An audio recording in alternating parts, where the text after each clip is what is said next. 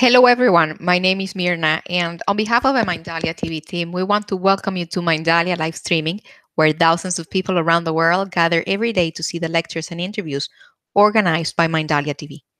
Today with us, Angel Rivo, CEO consultant, TV host, international public speaker, and president of the Wisdom for Kids Foundation, along with Brad and Casey Wallis, the founders of the Expand with Julius organization, will be talking with Craig Waldron. Craig is an Air Force veteran, certified accountant, retired now, and he works as an obstacle resolution strategist. Before starting with you, we want to remind you that Mindalia is a nonprofit organization. Our mission is to share information that can help raise the level of consciousness around the world, and you can help us. How? Subscribing to our channel, leaving us a positive comment on this video, or sharing it with someone that you know that is going to benefit from the content that we're going to be talking here today. We want to remind you also that while we are live streaming, like right now, we have the active chat is the screen that you're going to be seeing here. Through that screen, you can interact with us. You can ask your questions. We just please ask you to follow the format, the word question in caps, the place where you're seeing us from, and the actual question. Last but not least, Mindalia TV broadcasts every weekday in Portuguese through Mindalia Televisão, in Spanish through Mindalia TV, Mindalia Televisión, and in English, as you already know, Mindalia TV English. We invite you to go to our different channels, find out what we're developing there, content as interesting as the content that we're going to be developing here today. And we also want you to collaborate with us with your own valuable content. For that, you can just go to our website, and in the top of the page, you will be finding a link. That link is going to take you to a form that you can fill out, and our technical team will be contacting you. Now we are going to start with Angel, Casey, Brad, and Mr. Craig Waldron. He is going to be telling us everything about how a near-death experience awakened his intuitive abilities, and they increased dramatically. Guys, welcome to Mindalia live streaming. The screen is yours. Thank you. Thank you very much, Mirna. Always a pleasure to be introduced by you. And welcome to Mindalia TV, Craig. A great pleasure to have you. Welcome, Casey. Welcome, Brad. And welcome, Julius. I think we haven't welcomed Julius before, like intentionally. So welcome, Julius. Let's start with a very easy question for Craig. And you were introduced as a strategist. When did you start to be a strategist, Craig? Probably when I was a child, trying to figure out how to live life and figure out how to make things work. I wanted to be more in control of what was going on in my life, and I did that so well that I kind of became a workaholic and didn't really listen to, I'll say, more spiritual intuitions in relationship to quality of life. In business, I was great at, tuning into all that, but taking care of myself, on a physical, mental, emotional level, I probably didn't do so well. And which is probably why I had a couple of near-death experiences to kind of get my attention, say, hey, what you're doing, you need to make a change there. I don't recommend that method to get that message for most people. It's just not, it's not the most effective way to go. Actually, we support it's extremely effective, right? After I said that, I thought, well, yeah, it was real effective for me. Really got my attention. maybe not the simplest way to go. Maybe not the simplest way to go. Yeah.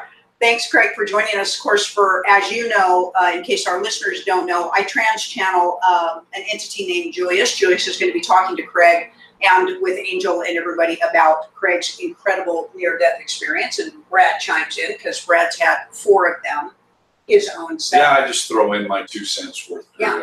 Craig, can you give us just a little bit of a background on the incidents that led to your near-death experience? What was going on and what happened for you?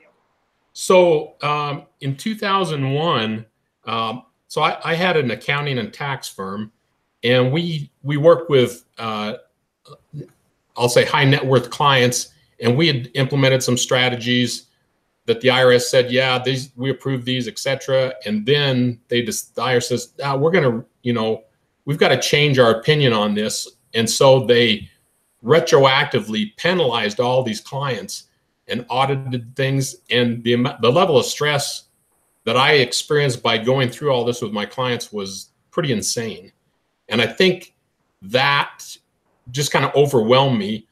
So I was out in the winter. This was in November, and the end of November, and it had snowed, and it was really wet snow. I was out there using the snow blower, trying to clear things up. I think I got, you know, extra cold, maybe a little hypothermia. I came in, later went to bed, and I woke up and my shoulder was just aching like crazy. So I thought I'd take a couple aspirins, go back to bed. I did that, and the pain just kept getting worse and worse. And I thought, oh my gosh, what the heck is this? So of course, thinking logically, I didn't call 911. I just woke up my wife, said, hey, you got to take me to the hospital, and because I don't know what's going on. So we went to the hospital, to the ER, and they got me in to the doctor. They did a bunch of tests, and probably within 5 minutes of getting there, I was gone. And it freaked the doctors out. I wasn't freaked out once I was, you know, out of the body. This is kind of like, this is, I didn't really have any concept of myself still back there. I was just enjoying the experience of, you know, I'll say being in that unending flow of unconditional love. And it was, you know, a thing of, it was pretty amazing. I got the message that, you know, or I learned that the love is always there no matter what. God does not care what we're doing or not doing. It is always there. It's all these other things that we've learned in our life experience that tell us that that's not the case, that we have to do certain things in order to have that. That's, in my experience, that's not true at all. In fact, as a little kid, I was really confused, because when I started being taught that by my parents and the church that I was in, it was confusing to me because it didn't feel real. So I felt like, you know, well, my parents wouldn't, you know, tell me things that aren't true. So I tried to, you know, believe that. But when going through that, you know, the near-death experience is like, yeah, what I felt all along was the way it is. And, you know, it was wonderful. Just wonderful. Now, have you been able to,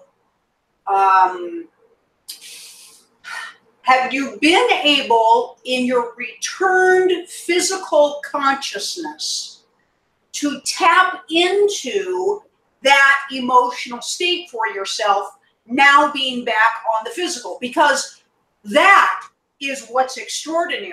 That state of beingness, that pure state of beingness, which is love, is who you are. That is your soul. And the physical costume has a tendency to deaden the emotional components of that possibility. But now, having had the recall of that extraordinary state of being, do you strive to reconnect with that? And are you able to back in physical form? Oh, absolutely. You know, one of the weird things,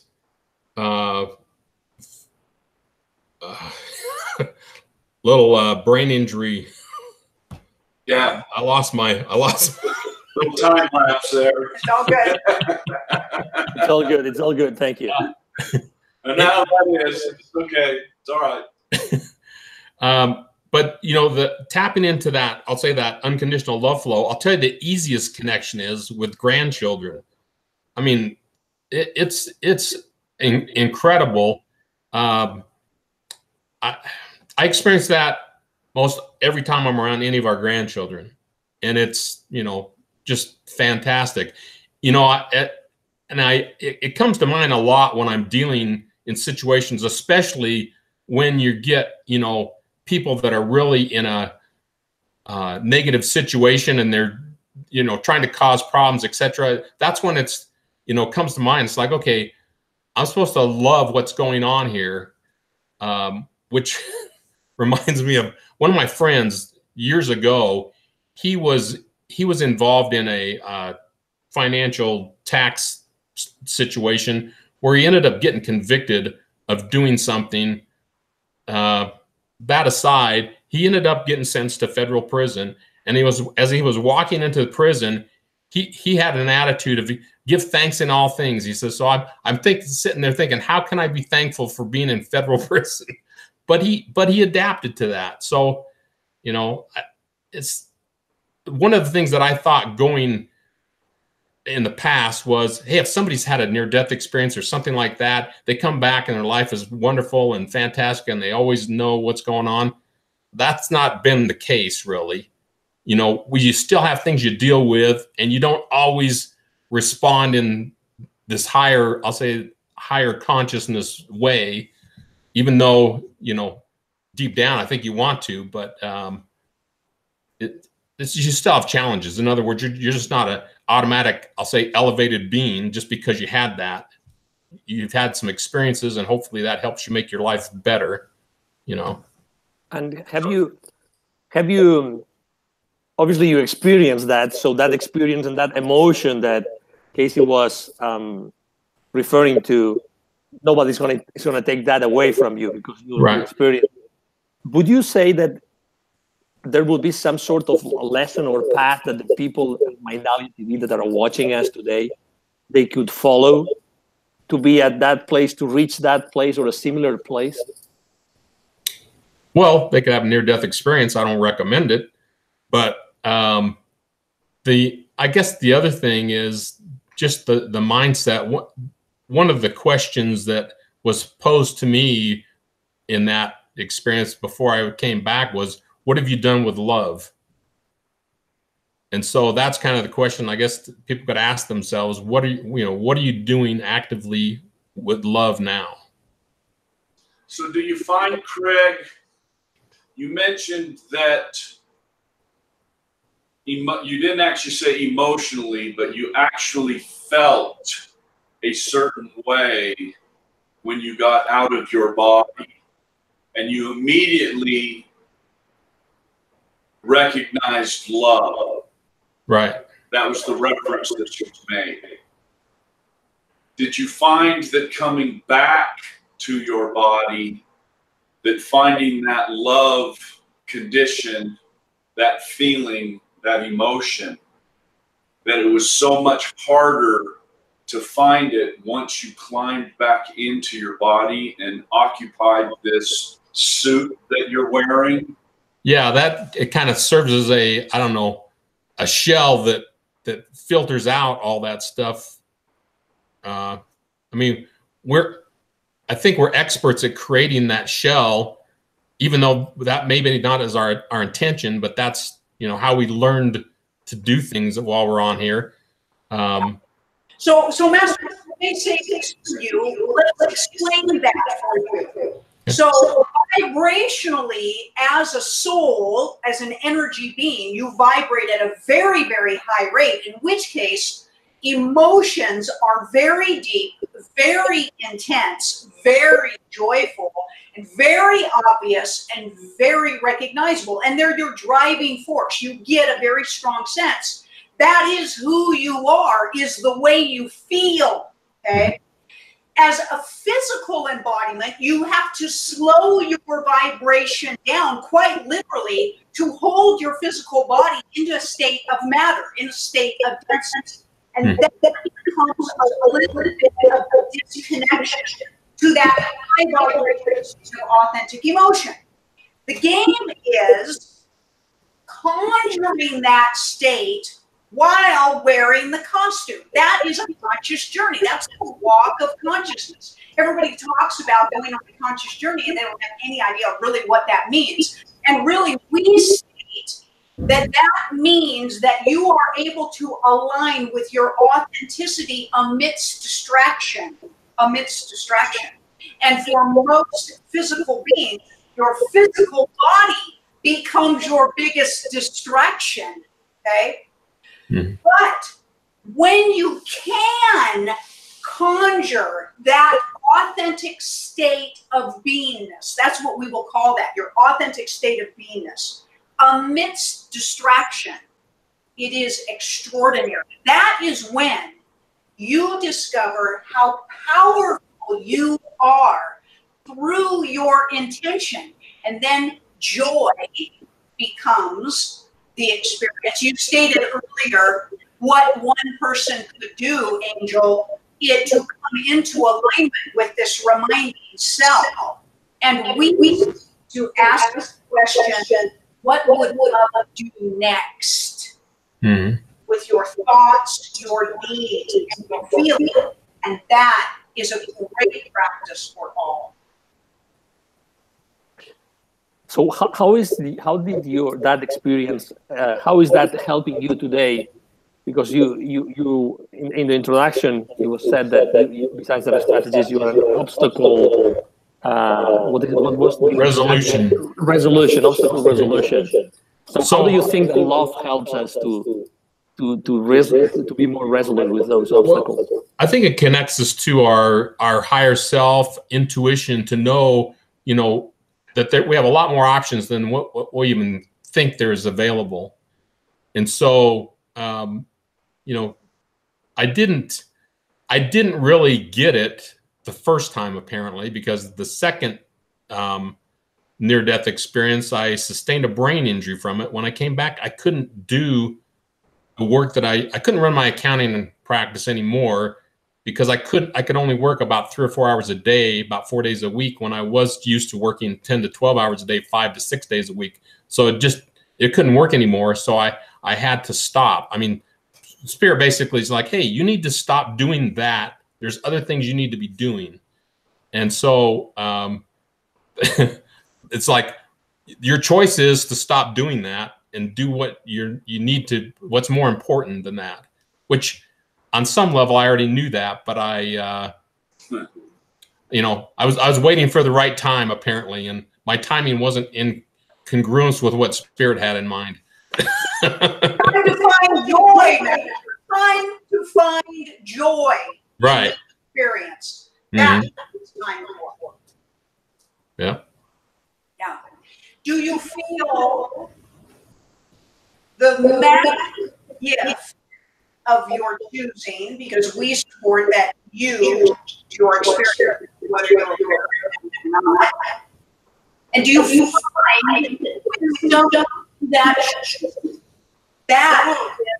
fantastic to have others to acknowledge wisdom, decision, your power for decision, and being in your decision? Excuse me, I think there's a very huge, I don't know if you listen to that or hear that, Craig. Yeah, I missed about half of it, got garbled. Exactly. There's a lot of echo. If we could all lower the volumes of our microphones just in case. And if you wouldn't mind reformulating the question, Casey, thank you. Do you find through your experience, Master, your power in your choosing of the experience? We support that you choose all of your experiences. That's the ultimate free will component. You are not a victim of anything. That's great news.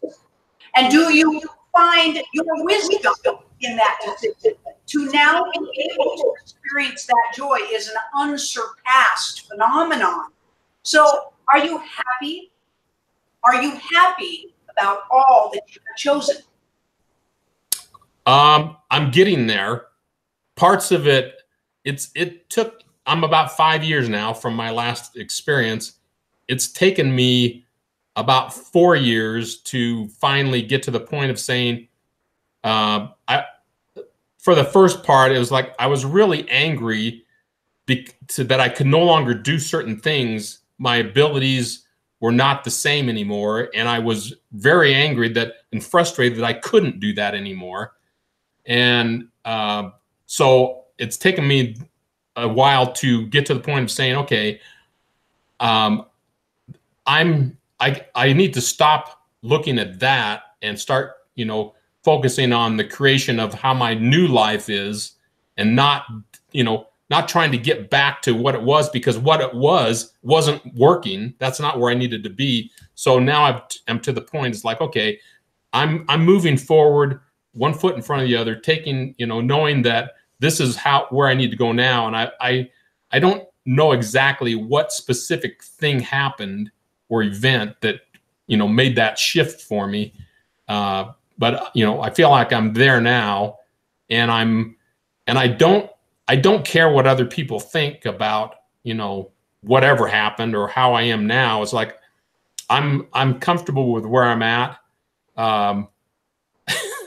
In fact, the funny story about that, people accepting, so there, you know, IANS, the International Association of Near-Death Experience, I sent in my story about my first one, and I got back an email that says, you don't qualify for this. I'm glad you were there to experience it with me. And I talked about my experience at a IANS meeting here locally, and a question was posed to me. They said, well, how did you know you were dead? And I said, I don't know that I did, but I said, that's what the doctors told me. So I have to take their word because I wasn't there, you know? So it was kind of humorous to me. I probably didn't really understand what she was asking at the time, but it just struck me very funny. So of course, there's no such thing as death. Death is a complete illusion, illusion.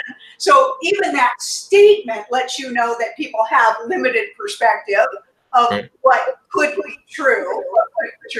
That's okay. Don't feel alone. I was told by organizations that I didn't qualify either. Yeah. So maybe to dig a little bit more onto that first experience, Craig, when you felt that you were outside of your body, so were you? I mean, what was your experience? What kind of experience did you have when that happened to you? So on the first one, you know, the main thing that I experienced at that time was, you know, that the endless unconditional love, and then the question about, you know, what have you done with love? The rest of the experience was more of a after the fact. I would be doing certain things, and then, for example, we went to the symphony, and whatever piece they were playing just opened up I remembered what took place, you know, at the time there. It was I can't find the words to describe it, other than it helped me remember another aspect of what took place at that time.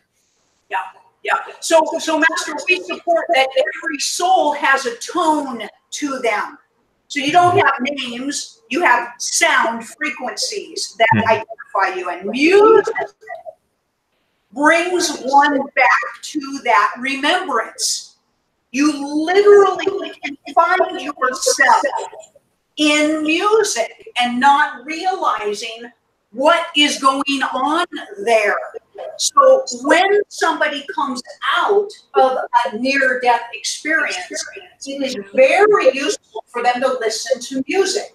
Beautiful music, okay? And you can find yourself resonating and identifying back to part of your experience, right? Yeah, it's almost as if you're going back through what I refer to as a deja vu experience, or as you said, you've got a brain injury and you kind of lose your train of thought. Well, what actually happens is your brain switches back to recalling the experience that you were experiencing. You've literally gone back and you're feeling that over it. Well, as you can't put that. Excuse me. I'll have to stop. Mirna is telling me that they can hardly hear and understand anything, and she's suggesting that maybe there's a speaker or something. I don't know, because last time it was perfect. I don't know. Is there any difference between this time and last time? Yeah, let me try that. Sorry about that, but she says that the audience can hardly understand what we're saying.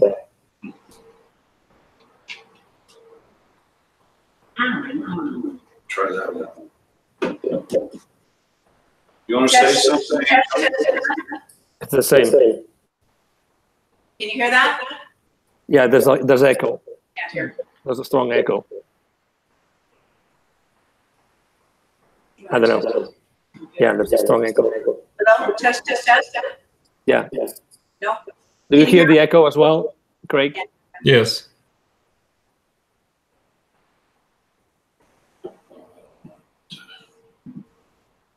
Say something. Hello? Have one of them say something. No? Hello? There we go. Just a little bit. It's better. I think it's better. Talk again? There's a little bit, but yeah, A little bit there's better? echo. Maximum volume. How's that sound? Ooh. You move it away from the speaker. What if you could? Does that sound better? Yeah, I can. Yes. No? What does? Hold on a second. Yeah, could you like lower the volume or I don't know what exactly. Yeah, the volume's pretty down. Okay. Am I sounding loud to you? No. It's not a matter of loud. It's a matter of return. Right. There's some return of sound in the system. We're gonna cut these off after, but we're gonna edit the video. But 1, 2, 3. Can you check the speaker on the computer? Can Hold you? on, let's check the speaker on the computer here. That sound better? No. Okay, I'll pull it up. Does that sound better? Yeah. That's better? Yes. Okay, a little bit better. Are you 1, still 2, 3. getting that? 1, 2, 3. Hello. Yes, we can hear you. Okay. Okay. Let's resume. Excuse me. Sorry, Craig. We had to stop. I hear myself. I still hear myself, but I can understand you now. Okay, it's that right there. Okay. Got it. Sorry about that. No worries. But she says, yeah, I'm merely saying that I have returned. Still, Yeah. No, yeah. Going I on. can still hear an echo. Really weird. We told you, Craig, anything can happen. Yeah, must be something important that we're trying to get out, and Exactly. Angel, go ahead and talk, and I'll play with this just a little bit. Okay, perfect. So, Craig, thank you. Yeah, I think now I don't hear any return from myself. But yeah, I was asking you about your experience and what you were perceiving the first time. What about your second near-death experience? How did that go? And was there a difference between the first and the second? yes. So I was more aware that I was, out of my body and what was going on. How I ended up in that thing is because I was under so much stress, I was having shoulder pain. I was doing some physical therapy stuff for it. And that morning I woke up, I had a little tightness in my chest. And I went to the physical therapist. He said, can we just skip this today? I don't feel that great. What's wrong? I said, I had a little chest pain this morning. You need to get to the ER right now. And I said, I don't have time. I'm too busy. They finally talked me into going in. And I mean, within seconds of getting in there, I was gone. And I was, I met my mother, who had died about 3 years prior to that. And she was introducing me to all of these family members. I mean, it wasn't even though you would think there would be verbal, communication, it was more of just I'll say telepathy. I understand perfectly, what she was communicating and with everybody else. And then all of a sudden I felt I was coming back and I'm going, damn it, no. And that was my attitude about it, because it was so wonderful there. I'll say there's kind of a golden hue, so peaceful and wonderful. I don't know what else to say about that. Well, there aren't words in the human language to explain it. Right. So we'll support, Master, that there are all kinds of realms for you to visit. And the realm that you get in alignment with is, again, directly related to the frequency that you are, the things that you accept in your life and your thoughts. And it's not that one experience is better or worse than the other. There's something like a radio station right now. Do you hear this? No. No. Oh my God. It's so funny. Mirna, do you hear this? No. Someone was saying, check, check, check. Check, check, check. 1, 2, 3, 1, 2, 3, check, check, check. You That's didn't hear not that? on my end. Test, test, test. Check 1, 2, check 1, 2 right now. Wow. Mirna, do you hear this? No. No, I don't hear it. Okay, so we continue. My apologies. We continue. I hear it as if we were talking to that. Yeah, we've got a cross connection somewhere. So thought acceptance is everything, Master. It is everything. You will experience that which you can accept. That's great news. That means that everybody will have an extraordinary experience based on their acceptance. And as you have expanded yourself, the next experience was different and a more expanded version of all that you are. If you were to have another one now, it would be different again for you, because as you expand and progress, your thoughts expand and progress. What you accept expands and progresses. It's almost like it becomes more and more expanded, more and more intense. And you get clearer on the message, and you get clearer about who you are. Do you now see everyone else differently? Like you know about who they really are? Has it helped you then with relationships in your life? Yes. So one of the things that I find is things just come to my mind, and I've had to learn to turn the switch off to not say certain things. For example, one of the first experiences I had, I was at lunch with a couple of people, and one of them, their mother had cancer, and she was concerned about what was happening. And I don't know, well, what came out of my mouth was, well, she's going to pass in 2 weeks anyway, so don't worry about it. And she was so angry at me, and I couldn't even believe that came out of my mouth, but she did pass in 2 weeks. So I get these feelings, and a lot of times I just have to keep my mouth shut about it, because it doesn't help the other person necessarily. If it's a situation where it does, and I feel like, hey, this is okay, then I share it. But so I've had to kind of learn discrimination in what I say. Intuitive abilities. Yeah, you get a little diarrhea of the mouth. Yeah, I do too. So don't feel alone. Because I think it's all important for everybody. They just can't handle it. Well, yeah, they can't.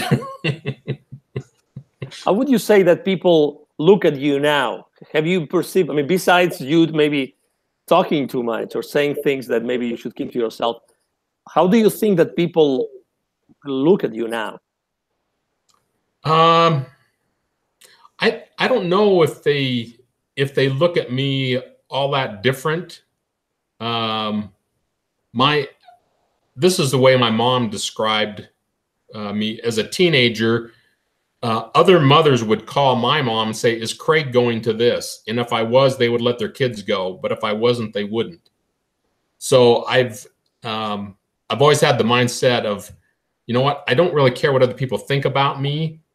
And so I guess as part of that result was, you know, most people thought real good of me. If they didn't like me, that's fine. That's not my problem, you know. That's you know. So I just you know, I because I'm not so concerned about what they think of me, other than my wife, then I don't pay too much attention to it. Yeah, that's a great question. How has the relationship with your wife progressed through all of this? She's been a champion. She went through a couple of big health things prior to me having well, my second one, so she could relate to some of the stuff that I was going through and what I was experiencing, and kind of help coach me along. She's been fantastic, just fantastic. Yeah, there was a study that came out that said most couples don't last past the brain injury. True story there. That it's very, unless you've actually experienced it, it's very complicated to even explain to people unless you've actually experienced it. But for those people that have experienced it, you understand completely what I'm talking about. Yeah, it is common to lose your filter. Yes. You lost your filter. Yes. And human beings like the filtering system. Again, hurt feelings, that's their altered ego stepping in. So you combine a brain injury with a near-death experience, because they don't always coincide, but you combine those two things and you have no filter anymore. Mm-hmm. And that is very interesting, because then one partner still has a filter, the other person has thrown their filter away, and you have to find a cohesive understanding of just that. We've often said that when you're dealing with someone with a brain injury and a near-death experience, it sometimes just serves you to be a little deaf. Sometimes.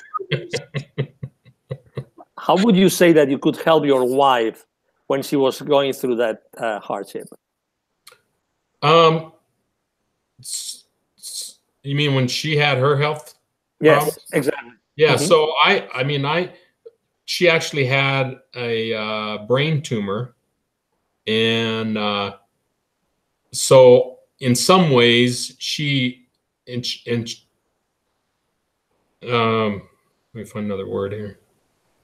Anyway, what she experienced as a result of that, she had some similarities to what I have with a brain injury, but my mindset at the time was just do whatever I could to help her. And we're very compatible with each other in a lot of ways. So I feel really fortunate that we are together, because we,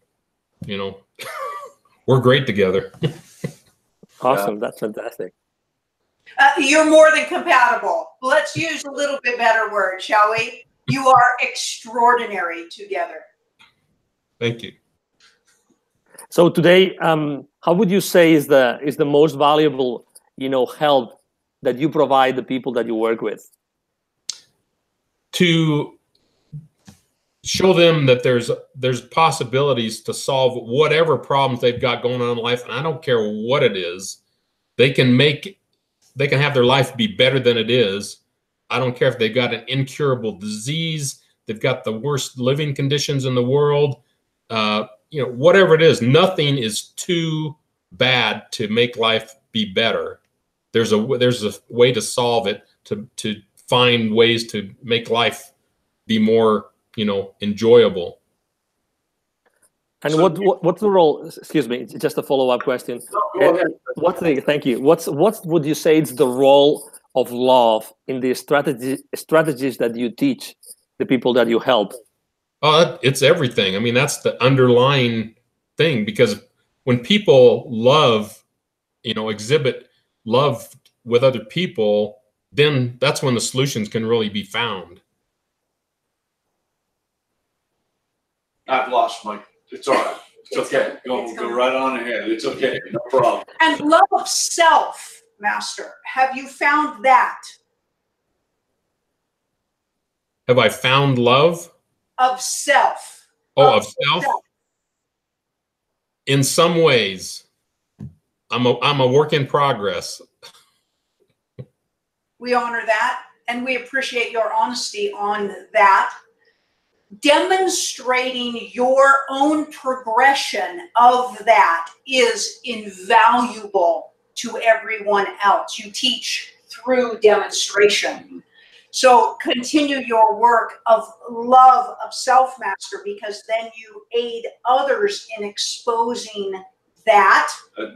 That was the comment I was alluding to, was, do you find in your work now that you influence those that you are working with more towards a love perspective in everything that they're doing? Yes. I mean, the reason that they are experiencing all these challenges is because they don't have that, or very little of it. And so I help them to expand that more and more. And it's amazing to see the changes that take place with that. Yeah. Are all of your intuitive gifts heightened? Have you noticed the massive changes in your acute awareness of things around you, whether they're visual or not? Oh yeah.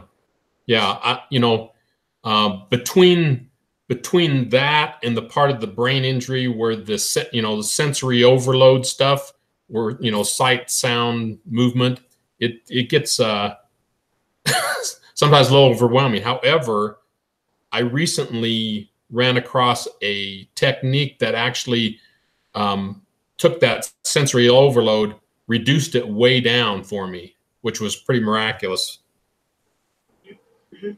The sensory overload is really who you are. Again, getting back to your experience and that overwhelming sense of acceptance, allowing, and love. That's overwhelming when you're a physical being.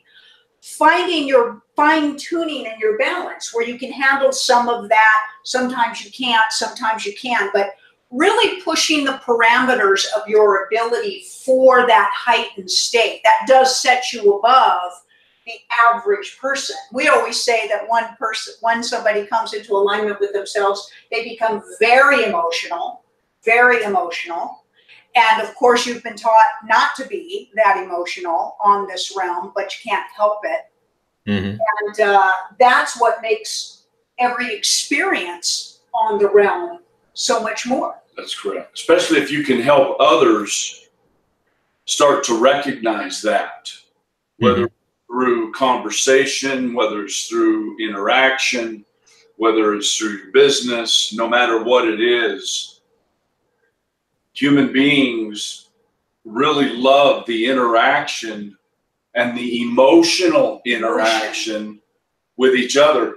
A stimulating conversation is much more effective with somebody, and you will learn more out of a stimulating conversation than you will out of just a thought for the day. Right. Mm-hmm. So have you been able to now figure out who you are better than before? Oh, without doubt.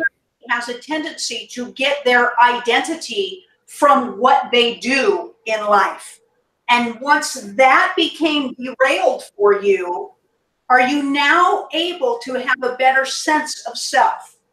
Definitely. And what is that? So I'm operating more from, okay, I'm a spiritual being having a human experience. Perfect. Very good. Yeah. We've often said that the biggest lie that human beings have ever been told is that they have a soul. And we say you are a soul and you have a body. Mm-hmm. And when you massively shift that perspective, everything changes. Everything changes for you. Right? Craig, if you were able to go back after the first or after the second near-death experience, is there anything that, knowing what you know today, you would do differently?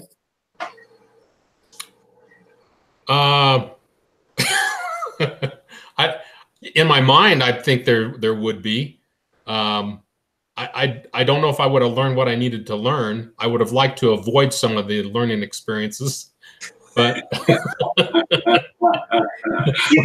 part of my brain, But one big thing that I wish that I would have done sooner was to stop using my energy and resources in doing something I was really good in, but that wasn't my, I'll say, my spiritual mission to actually be doing. Yeah. The good news is, Master, you will never cease to exist, so you're never going to run out of time. True story. So just do what you do in every moment, and you will have your satisfaction and your fulfillment on your journey. Hmm.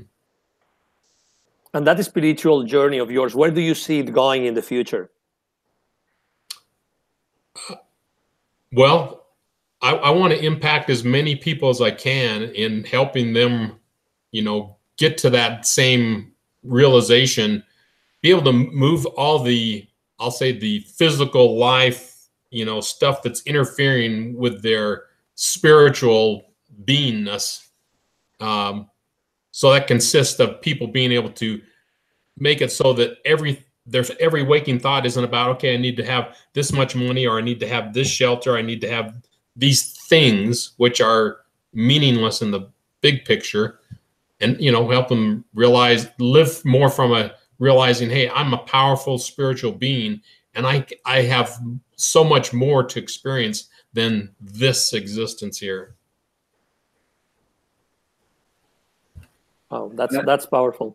And when you are talking, let me give you an example, because obviously the audience here on Mindalia TV, you know, a lot of people need help and need advice, you know, they're suffering, they have some medical condition, or they have depression, or maybe they are going through some sort of, you know, economical hardship, something. You know, what would be that piece of advice that you would be able to, like, give them? Sure. That could give them some sort of, provide them with some sort of relief. Okay. Here's something that is very powerful, and it does take some effort, but the end result is so powerful.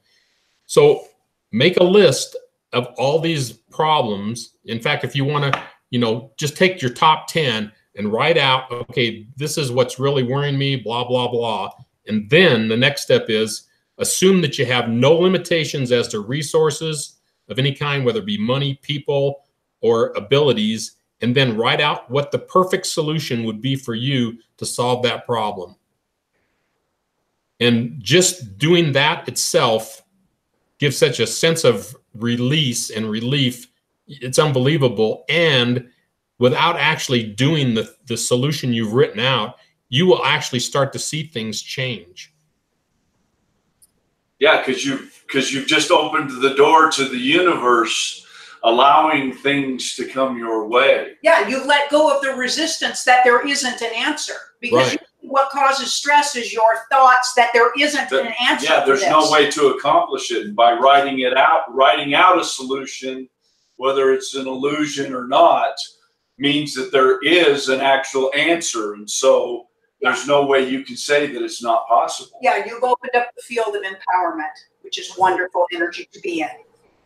Craig, how can we have our audience on Mindalia TV find you? How can we find you? Where can we find you online? So my website I have is professionallifesolutions.com. And then they can contact me by email, cwald888@gmail.com. And I'm very responsive, so you'll normally hear from me within a day or less.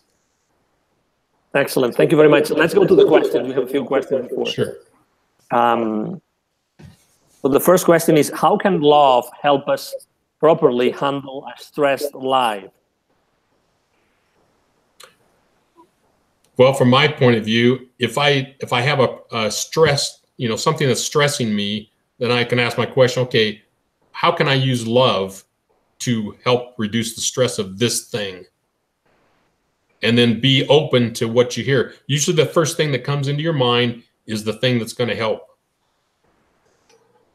Excellent.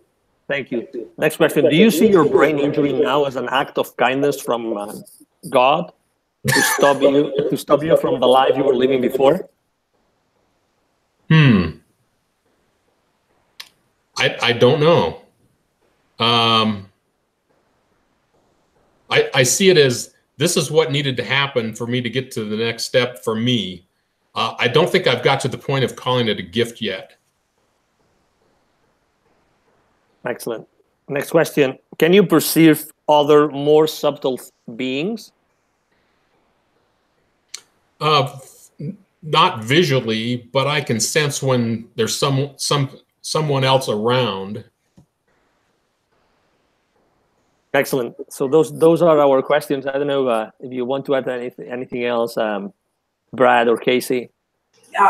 The heightened sense comes from having had the extraordinary experience that you don't see every day. You open your field of allowance and realize there's more going on than what I ever thought there was. And just by being open now to that, the floodgates start to show themselves.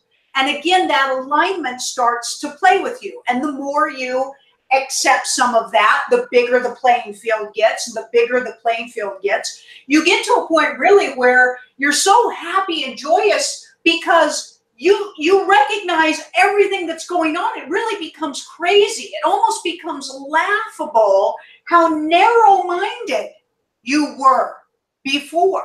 And again, this plays itself out as such a gift to everyone else, because everyone on this earth ship wants to know how to be happy, how to do it. And when you see someone like Craig or Brad or anybody who's had these experiences and they're happy most of the time, they're calm, they're compassionate, they're understanding, people want to know how.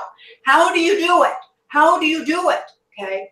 And so that opens up the door for your teachings, for your recommendations, and again, helping another person by recognizing all that they are, where they're coming from without judgment.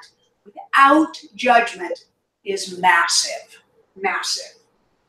It stood out very much from your story, Craig, that you had a very successful firm and you were, working with high net worth individuals, and then you had that issue. After everything that you lived and everything that you've learned, what is money for you today? It's just a tool on the planet. Money used to be a big deal. I'm not saying that it's not now, but it's not in the same way. It's like health and understanding life has been much, much more important. Money is secondary. Without health, money doesn't mean a thing. And how do you teach people that have, money problems, deal with them with love, with your new perspective? Well, it's a excuse me, it's a mindset change from how they look at money, their definition of money and how that connects to everything else they have going on in their life.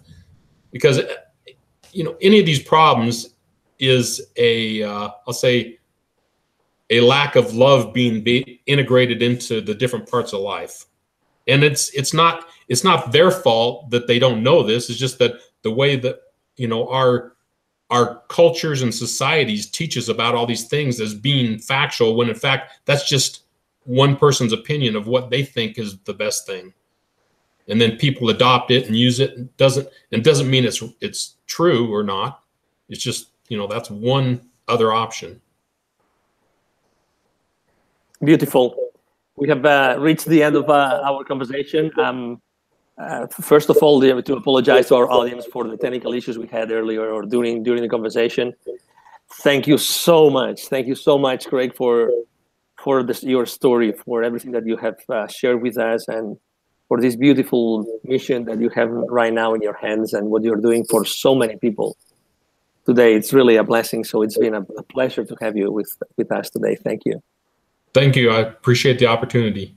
Absolutely. Thank you. And Brad and Casey, again, thank you. Thank you very much for bringing Craig, and for obviously thank you to Julius as well for being with us every single Wednesday and for allowing us to help the audience so much with every one of our interviews.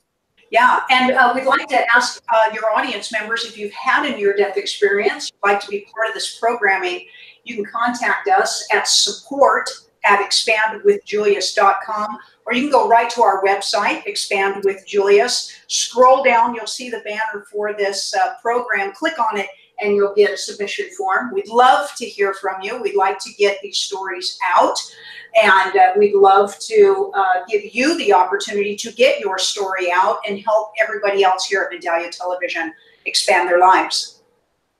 Excellent. Thank you again. Thank you, everybody. And this is, again, Angel Ribo with Mindalia TV. Thank you very much for being with us today, and hope to see you soon. Bye-bye.